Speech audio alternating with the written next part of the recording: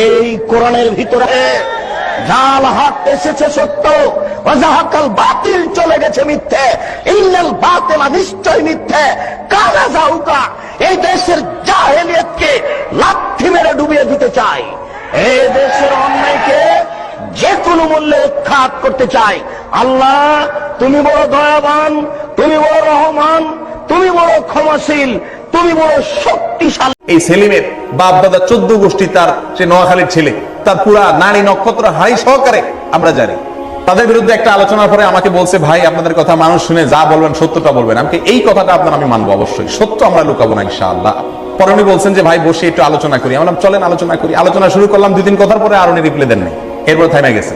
এখনো আছে আমার সাথে কনভারসেশন। তার মতো মানুষ তো পেটে পাড়া দিলে 10 টাকা বাইর হওয়ার মতো কথা, কিন্তু কোটি কোটি টাকা খরচ করতেছে। কোথেকে আসছে সমস্ত টাকা?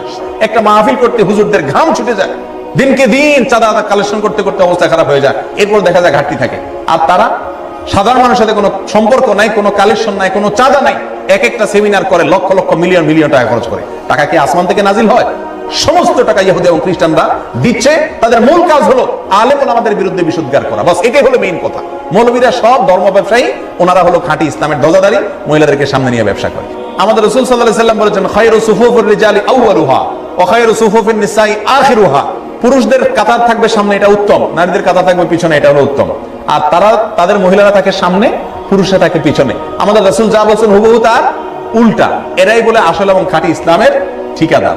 তো এই যে হিজবুত তাওহীদ সহ যত ফিতনা বাইর হইছে এখন, কোরআন এবং হাদিসের বাইরে যারা আমাদেরকে বলবে দেখতে যত ভালো হোক, এগুলো সব শয়তানের কর্মকাণ্ড।